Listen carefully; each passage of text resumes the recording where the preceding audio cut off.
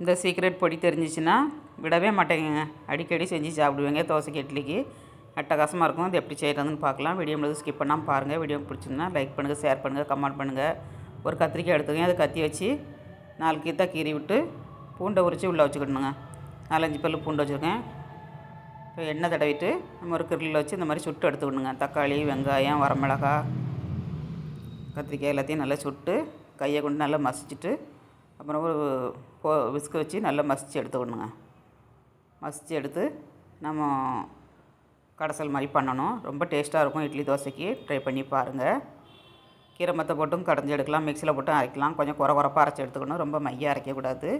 மிக்சியில் அரைக்கிறதா இருந்தால் இப்போ கத்திரிக்காய் சுட்டு எடுத்தாச்சு, வெங்காயம் சுட்டு எடுத்தாச்சு, மிளகாவை இந்த மாதிரி சுட்டு எடுத்துக்கோங்க, காஞ்ச மிளகாவை. அப்புறமா தக்காளியும் சுட்டு எடுத்தாச்சுங்க. இப்போ ஆற வச்சு எல்லாத்தையும் உரித்து எடுத்துக்கலாம். எல்லாத்தையும் உரித்து எடுத்துகிட்டு நம்ம கையை கொண்டு பிசைஞ்சு எடுத்துடணுங்க. பிசைஞ்சு எடுத்துகிட்டு அப்புறமா ஒரு விஸ்கை வச்சு நல்லா பிசைஞ்சு எடுத்துக்கணும். எல்லாமே நல்லா வெந்துருச்சுங்க. நல்லா மணமாக இருக்கும். இந்த மாதிரி சுட்டு பண்ணிங்கன்னா இந்த மாதிரி கையை கொண்டு பிசைஞ்சிக்கோங்க. சூப்பராக இருக்குங்க டேஸ்ட்டு. இந்த மாதிரி மசிச்சிக்கோங்க. மண் கடாயில் போட்டு நீங்கள் கீரை மற்ற வச்சு கடையினாலும் கடைஞ்சிக்கோங்க. நான் மண் கடாயில் தான் பண்ண போகிறேன்.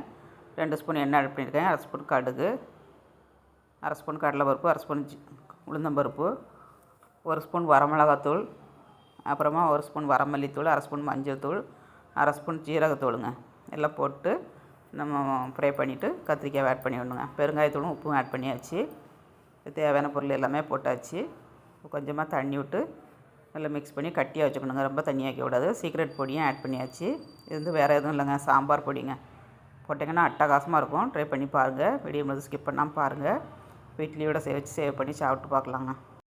ஸ்டவ்வோடு சமைக்கும்போது அன்போடு சமைக்கணுங்க. அன்போடு சமைச்சிங்கன்னா கத்திரிக்காய் மசியல் கூட சூப்பராக இருக்குங்க. வீடியோ பண்ணுங்கள், ஸ்கிப் பண்ணாமல் பாருங்கள். வீடியோ பிடிச்சிருந்தா லைக் பண்ணுங்கள்.